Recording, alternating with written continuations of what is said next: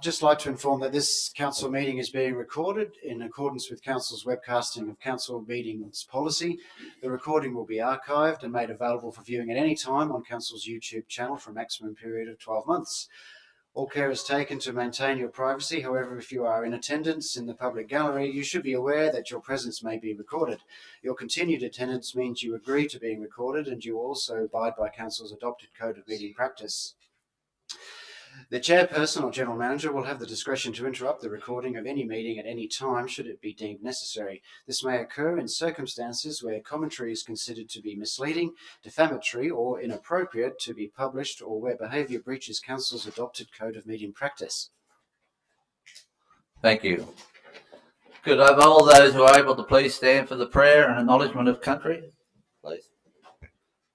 Almighty God, give wisdom to those in authority and guide all peoples in the way of righteousness and peace, so that we may share with justice the resource of the earth, work together in trust and seek the common good. Amen. I would like to acknowledge that this meeting is being held on the traditional lands of the Wiradjuri people and recognise the strength, resilience and capacity of the Aboriginal people in this land. Thank you. Acting General Manager, are there any apologies? I've had advice that Councillor Vudge may be running a bit late. Do you want to accept that? Move Councillor North, Councillor Orban. Put the motion. All those in favour? Against? Carried.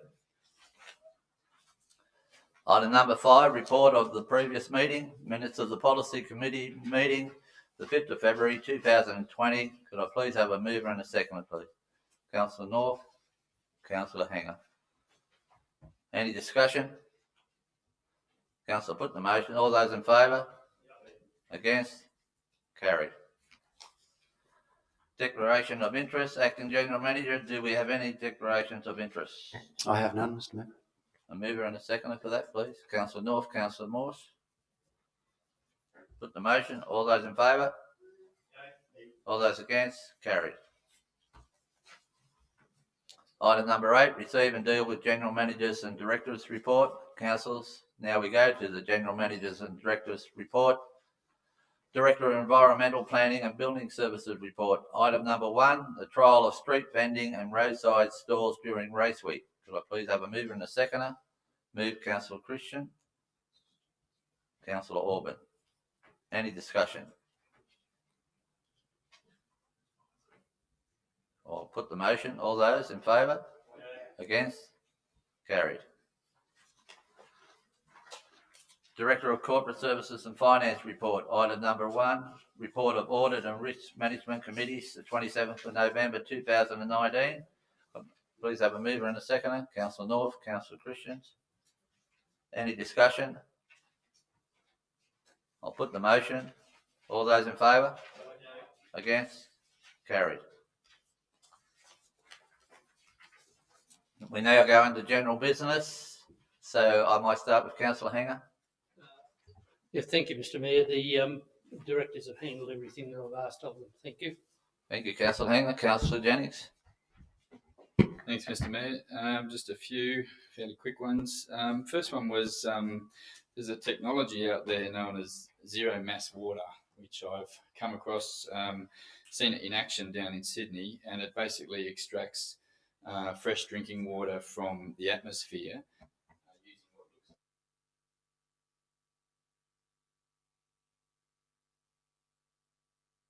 looks useful for a situation like Bathurst, but I've also discovered recently that Singleton or Cessnock Council or Singleton Town is actually trialling this stuff on public assets, community assets.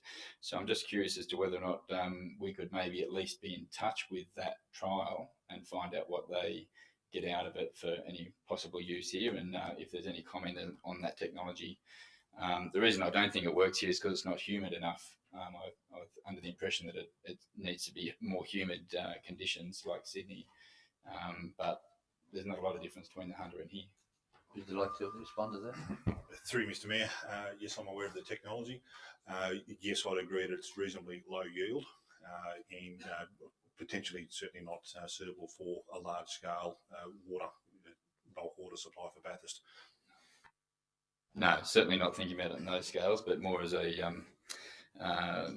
more reliable form than a tank sort of thing, I guess. But anyway, I've been asked about from partly the Lions Club, partly on behalf of the Red Cross, why is a street stall fee so expensive? That being $162 is what they quoted anyway. They're in a position where they want to sell raffle tickets, for example, and they just find that it's firstly prohibitive in terms of actually making any profit on the fundraising they're trying to do. Do we have an explanation of the cost of why that's $162 and why it's at that level? Through you, Mr. Mayor, I might need to take that in part on notice, Councillor Jennings, and just to explore a little bit more about the nature of the stall that the fee you quoted applies, because that numerical number, the dollar number, doesn't quite match up with our standard fees and charges, some of which are much lower than that. It also depends on whether the stall is part of an event, and therefore, if you like, an entry fee for the event to set up on the stall. So if I may, I might take that on notice, Mr. John. Okay. And I guess the topic that everybody's been half joking about, in terms of our preparedness for any kind of coronavirus outbreak at a local level, I'm guessing the health authorities are, the ones who have to deal with the majority of this, but I also imagine that Bathurst might be at greater risk because of the number of people who travel through the town. It is a community, it is a transport hub, 24,000 cars a day. And I'm just curious, have we been contacted by the health sector to know how prepared our hospital is to accept any possible patients with possibly showing symptoms of coronavirus? I know for Canberra Hospital, for example, I think is setting up for a pandemic, and they, for example, will assess patients before they go into the building outside. So are we having any of that sort of thing happen for our hospital? And on top of that, I imagine if any outbreak did occur and if anything got a bit more serious, how well are we prepared for utilising public buildings, for whether they be for quarantine purposes or any other to do with an outbreak? I'll get the acting general manager to answer that. The answer, unless my fellow colleagues have got another answer, is that we have not had conversations with the hospital in that regard with regards to that. And you're quite right, the health services under the New South Wales Human Influenza Pandemic Plan is the one that activates the New South Wales level. And you're probably aware the federal government has also released their emergency response plan for coronavirus. At a local level, I guess the answer is embedded in that we have a local emergency management officer who would liaise with the local emergency operations controller, and we would provide whatever services that they are required at that particular time. So we are, as in any fire or flood, we are not the lead combat agency. We are supporting the lead agency, which is the New South Wales State Government. And a bit like the recent fires, we had provided some of our public buildings that were made ready for evacuees, etc. So, thank you, General. So Acting just- General Manager. Just as a follow-up then, would it be possible for us to find out what our hospital is doing, if anything? Seems like we probably should know that. We'll take that on notice, Councillor Jennings. And the last thing is just a follow-up comment.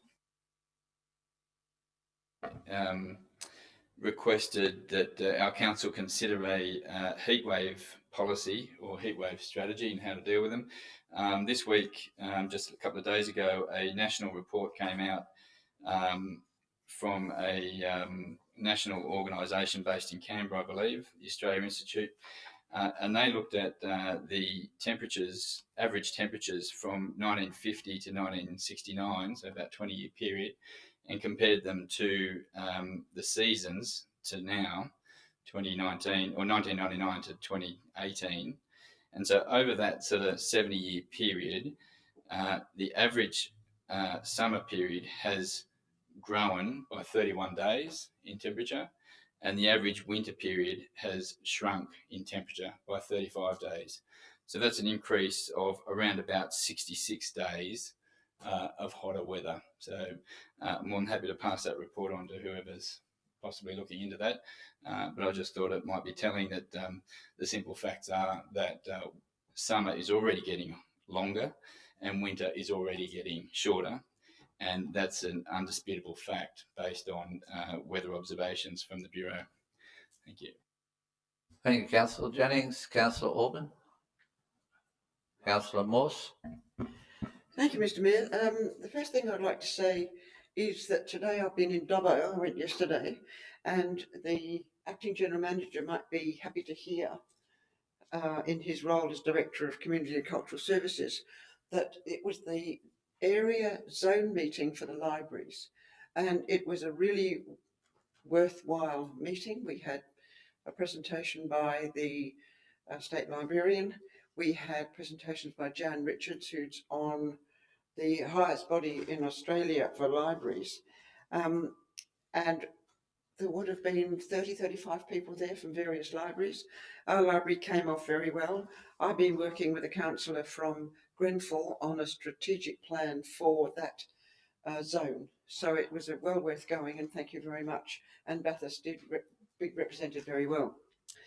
I have been criticising for a long time 2 houses in William Street, and at the last Heritage Reference Group meeting I brought it up because there are 2 houses in Lower William Street, one on the right, one on the left as you go down, which are absolutely derelict. Now, when I raised it at the Heritage Reference Group meeting, I was advised, and it's quite correct, and this is why I'm complaining about it, that council can't do anything about it.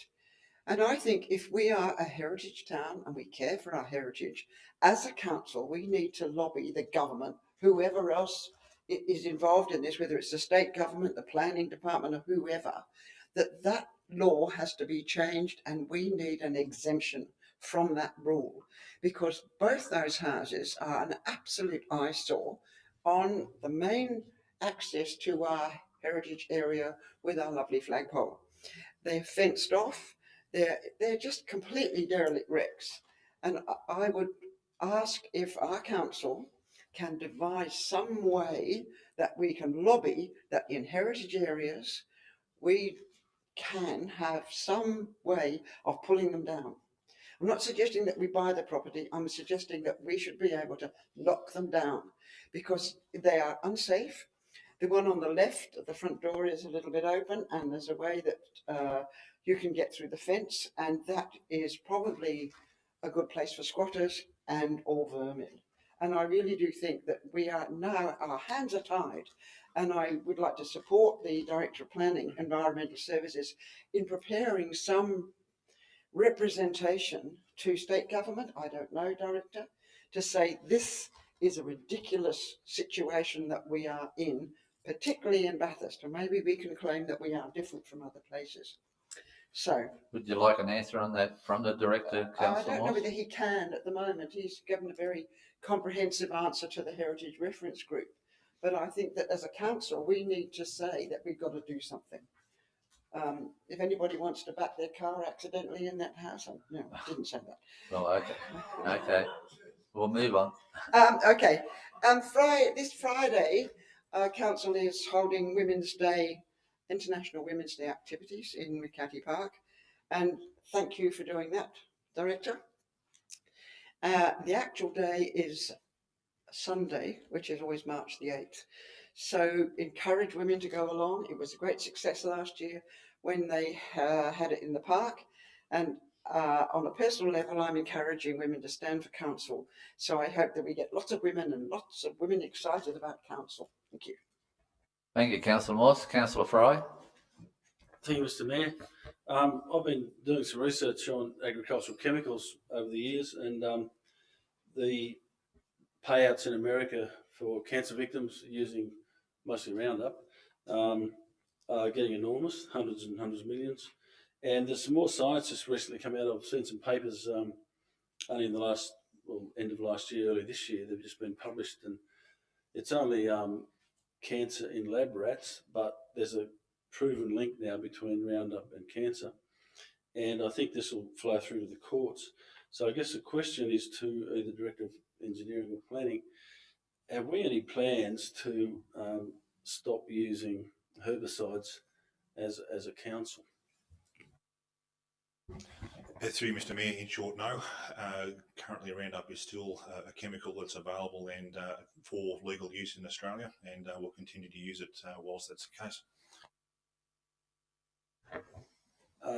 Would we be exposing ourselves to future legal action on that? Through Mr Mayor, given that it is currently a legal chemical, then that's, I've got to say, a matter for the courts to decide, but it is currently a legal chemical to use. Everyone's been talking about water security, and it's, of course, the major issue we're dealing with at the moment. Greening Bathurst have asked me or to coordinate a response to the current plans under the Safe and Secure Water program. At this point, we should thank Paul Toole for getting us that critical rating from the state government. And that should, I understand, fast track a bit of infrastructure and approvals through the gateway process. We, as a group, Greening Bathurst, are hoping we can put a submission through, and we've got 1 week left to do it, to Premise Consulting, that we would like to basically throw in some options and put some alternatives into the mix to be considered. So the question is, I guess, for the engineer, that given that it is urgent and critical, our submission, will that go direct to Premise, or will we submit that to the engineers as well for possible consideration?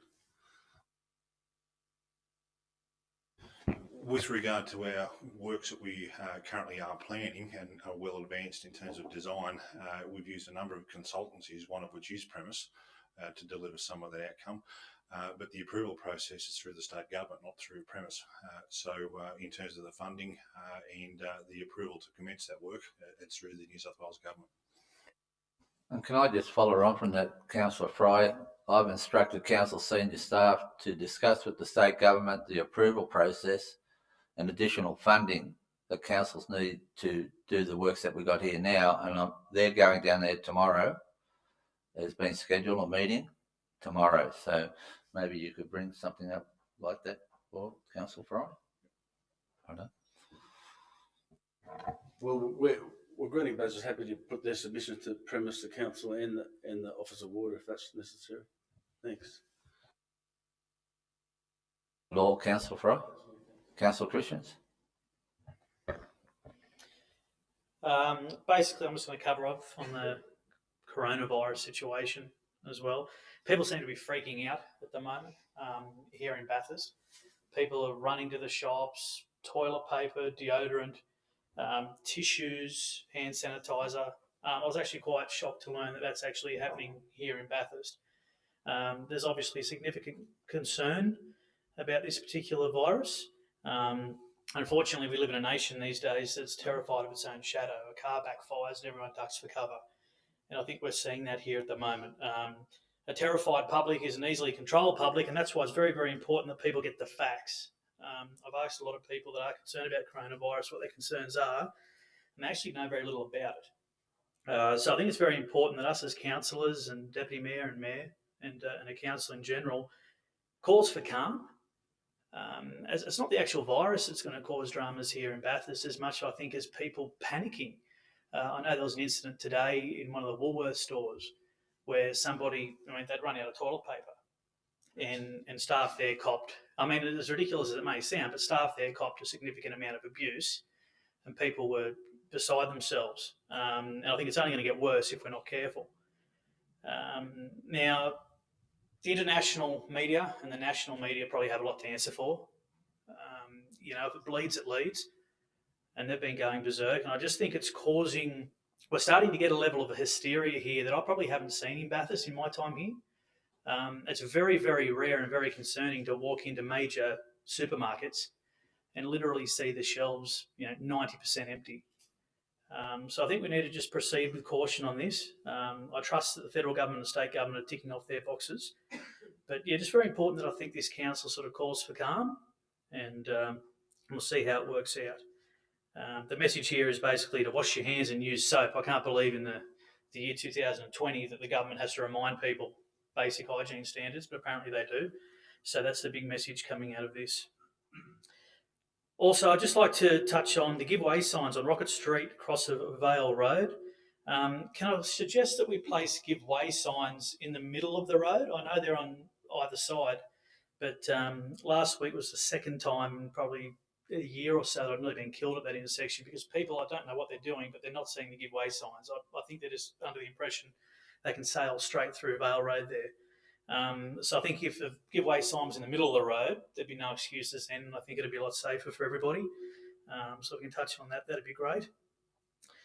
Community group funding, I know that's been an issue lately, and I'd like council to work on a policy where any community groups requesting ratepayer funding must provide itemised expenditure. I want to know exactly what we're paying for. The fibre muster request was unacceptable to some people in the community, and why it was unacceptable was that we gave this group $1,000, which might not sound like much, but we gave them $1,000 for incidentals. What does that mean? Incidentals could mean anything. Now, I'm not suggesting for a second that it was used in some way that it shouldn't be, but giving away $1,000 for no reason, spend it however you like, well, I don't think that's good enough. I think the ratepayer deserves more than that. If we have money to throw away like that, then I'd suggest we're probably charging people too much in rates. So if we could get that looked at, that'd be fantastic. I mean, I think it's only reasonable that people that want to get money from the ratepayer basically give us an information sheet on what it's going to bring to the city, how much it's going to cost, and we go from there. The old hospital, or whatever it is, on Eric Sargent Drive at Gormans Hill is in a state of disrepair, and it has been for quite some time. Just a question for the Director of Planning. Do we own that particular block? And if we do, is there anything we can do about it? And if we don't, can we contact whoever does own it? Through you, Mr. Mayor, no, that's not a council property. It is privately owned. Councillor Christian agrees. I'll certainly do a drive-by, just eyeball it myself and see what state it's in. I'm assuming that's the nature of the concern that's been raised, and take it from there. Yeah, thank you for that. It's been in a pretty bad state for quite some time, so if that could be sorted out also, that'd be great. Now, I don't know whether this has been addressed before or not, but if it is, I'll go over old ground. Fencing off the Adventure Playground, possibly for the Director of Engineering, maybe. Has this ever been explored? And if it has, can we put a fence up there, or can't we, and why not if we can't? Through you, Mr. Mayor, this has been considered by Council on a number of occasions to date. The Council resolved not to put a fence around it at its last time that it considered the matter. The essential reason is that there's no substitute for parental responsibility for supervision of kids, and that includes being active, of course, with that and not rely upon a fence. That was the decision that Council came to on the last occasion it considered it. Okay, I better be very careful and make sure that I wasn't a part of that council that considered it that way, but I don't think I was, and I actually can't believe that my colleagues came to that decision. It's almost unbelievable when you've got such a busy road such as Durham Street going out to Eglinton Road. Yep. Through you, Mr. Mayor, can't remember his name, but the guy that designs those playgrounds, when he did this one here, he said, don't fence it. He said, kids going to a playground don't want to leave the playground. It doesn't need fencing. He designed and they built one at, it was in Sydney, right in towards the centre of Sydney on the corner of Princess Highway and anyway, a major road, 220,000 vehicle movements a day past that playground, no fence. So this one here, 12,000 a day, doesn't need a fence, and it doesn't need a fence. Thank you, Councillor Morgan. Yeah, look, I appreciate that. I've spoken to some parents down there. I went down and had a look, and that seemed to be the general consensus, at least on their part. They do feel like they do need a fence there, particularly when there's lots of people there. It's busy. I think most people would agree that keeping their eye on their child, 24 hours a day, every second of the day, that's just not a reality. And it'll just take one kid to run out onto that road onto Durham Street, and we all look like clowns. So I sort of appreciate your answer, but I just think it's a no-brainer. I mean, you've got a bunch of small children running around a playground, which is near a busy road. Anyway, we've touched on that, so that's good. Now, Green Corps, I want council to explore state and federal funding to assist with a Green Corps type program here in Bathurst. Green Corps was a federal government initiative probably 15 years ago that involved horticultural and conservation traineeships for young people aged between 15 and 25. It's a 6-month program, and I think there's probably 15 to 20 people in a group. I'm actually a product of the Green Corps program.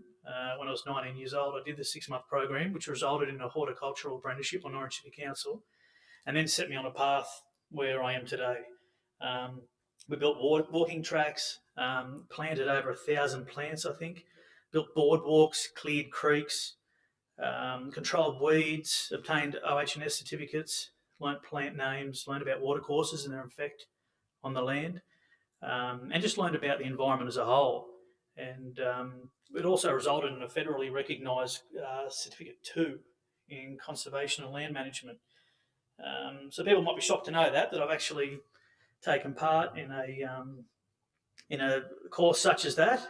And look, I just think it'd be great. Young people come out of school these days, they don't really know what they want to do.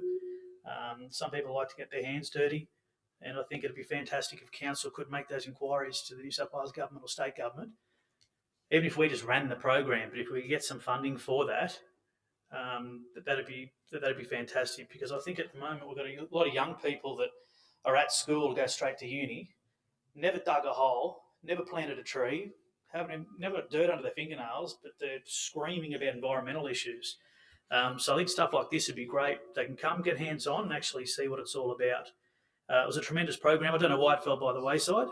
I can't understand why that's happened. But like I say, it creates employment, future prospects for our youth, and I think it's an absolute no-brainer. A question? I might get Director of Engineering just to Director of answer some Engineering, of that's those fine. Through you, Mr Mayor, look, it's certainly a program well known to council in previous years. And my understanding is the funding has certainly been withdrawn from that program and it's no longer available. So I guess what I'm asking is council to approach the New South Wales government or the federal government and just see if we can actually find something that may fit the criteria.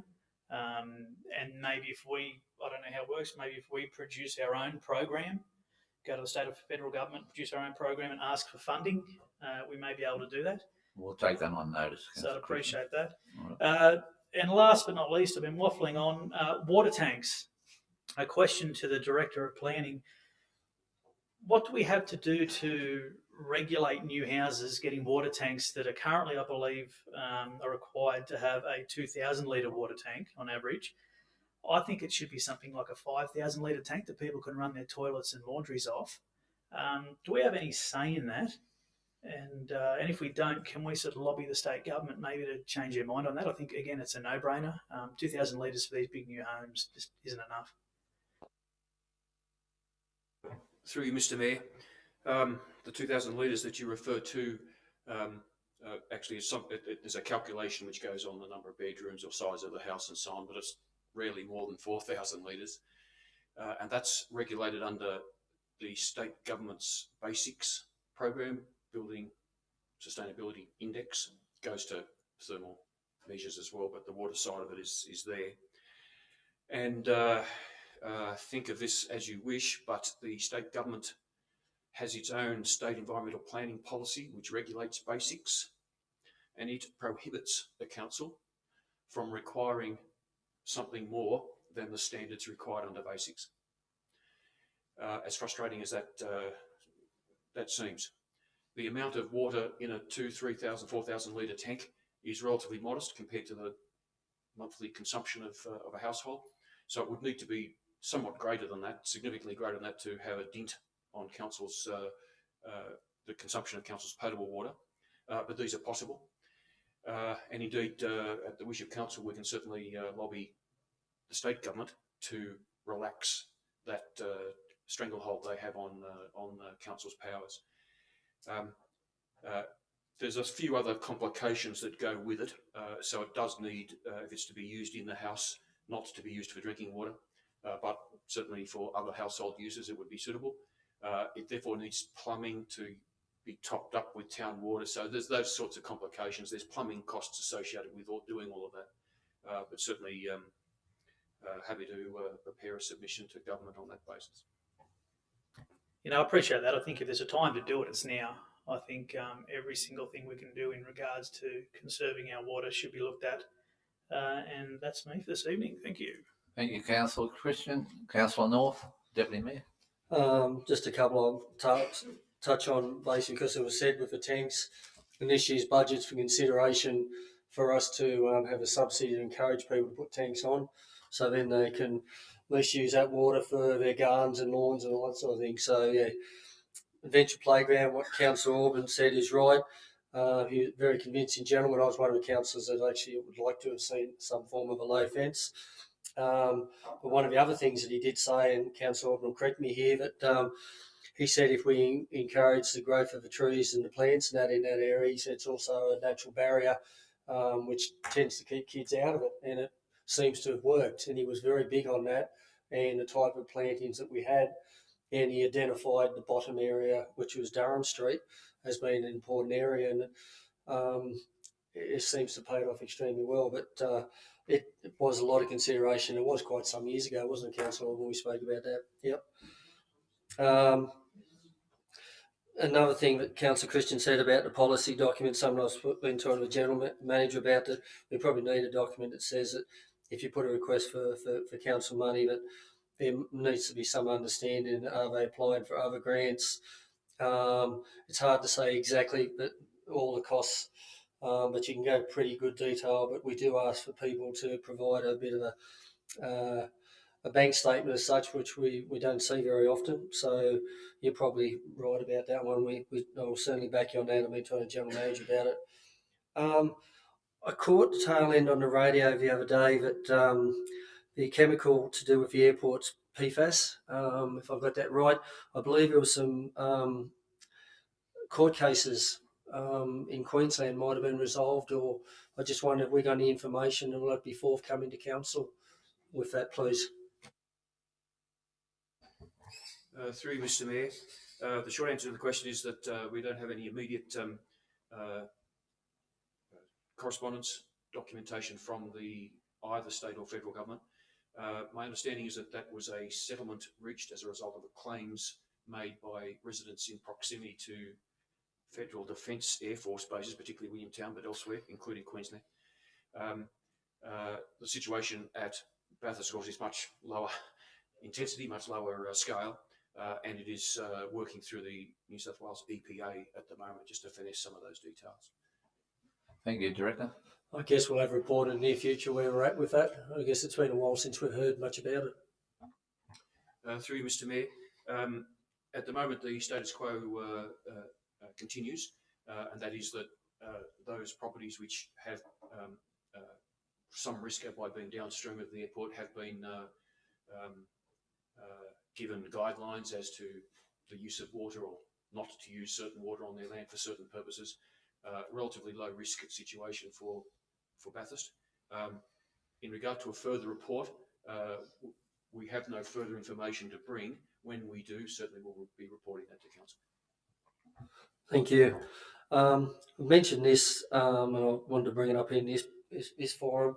I mentioned to the general manager that normally sits there, and the director of corporate service and finance, with the unfortunate demise of Holden, and I believe it's hit a bit of the news about it, that the concept cars, which Holden was known for, with having a number of cars that are very unique, but potentially looking for a home for them. This city has become a wonderful place for museums, and the wonderful one for Rail Museum we opened recently. I think it would be, this is a home of motor racing in Australia and recognised worldwide. That the unfortunate demise of Holden, I think it'd be very unique and very special to Bathurst if we were able to get those cars here at Bathurst to be on display. So I just wonder if council, if we haven't made any approaches yet, can we get in and make some approaches, please? Through you, Mr. Mayor, I know the coordinator of the National Motor Racing Museum is looking into that concept that you've mentioned, and we'll come back to you. Thank you. The next thing, the start of 2020 has been and I guess the end of 2019 was pretty horrific with the fires and the ongoing droughts and all that. But where I live in Mitre Street, the house next to me, and the gentleman owns that house and a couple of houses down the way, he rents them out regularly because of all these wonderful events Count's put on, and you can't help hearing the people there. They come into town, kids or adults. It was hockey last weekend. It's been soccer. That consistently hearing a regular thing, and that how good does Bathurst look? How wonderful our gardens are, considering the drought, the situations, the wonderful facilities we have. So, you know, the events team, without a doubt, doing a great job. But our garden people, our managers, and that. It's always nice to, I guess I walk into a house a bit slower, you hear them talking about Bathurst and you think, how good is this? There's been a lot of good comments when you think that everything we've had in this very short 2 and a bit months, Bathurst has put on a lot, and, you know, our doors are open. You know, we're in tough times, but we've got to let the other people in Australia, and I guess in even the world, to know that we're open for business, and it's the way you help keep your town alive is what we're doing. So congratulations to everyone, from, you know, the people getting our gardens ready, to event staff, the managers and that. You know, it's great hearing people, and I think nearly every weekend there's been different people next door, and I guess there probably will be this weekend with Autofest. That the commentary, and every now and then I'll have a chat to them, is that they think we've got a wonderful town. So I just wanted to relay that. And final thing, Stan, and this is to do with Councillor Fry. He put a message out to all councillors for on the 20th of February to come along, and he was given a discussion, have a chat about water ideas moving forward. And I've just written as such that way, water ideas. Any council here, I think everyone would know, the Rockley Road, basically between Gestingthorpe Road and Ryan's Road, there's a lot of gullied area on the southern side of the road if you head to Rockley. And I was quite surprised what Councillor Fry had to say, that it has the potential with the environmental groups have the ability, and I can't remember the phrases and what it's called, but basically it's a damming process, controlling the water flow, and creating these areas for basically water retention, water harvesting, and it also gives water to the farmers. It also has the potential of fixing some issues that are in that area, because there's some major gouging going on. And Councillor Fry pointed out, and it's funny, I drive that nearly every day of the week, and there's 2 points there where it is very close to the edge of the road, and we've got Armco there to basically keep people away, because it is a bit of a drop where it's gouged out over the years. And I think it was a shame other councillors weren't able to make it. I'd like to see council, and I said to Councillor Fry, do this. We need to create a policy with, I guess, environmental water issues moving forward. And we had a wonderful thing called a vegetation management plan that has lasted for a very long time, and only recently was upgraded.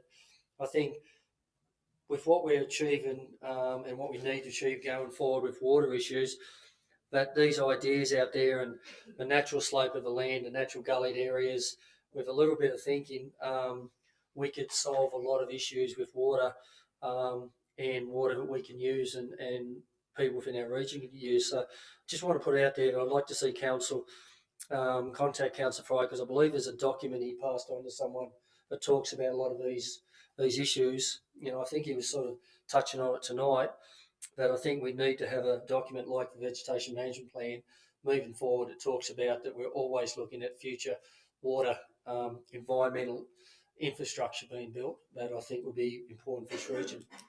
So if we could do moving forward, if we do that, it would be much appreciative. Thank you, Councillor North, and thank you all councillors for your input tonight. And I'll now declare the meeting closed at 6:40, and thank the public for attending. Thank you.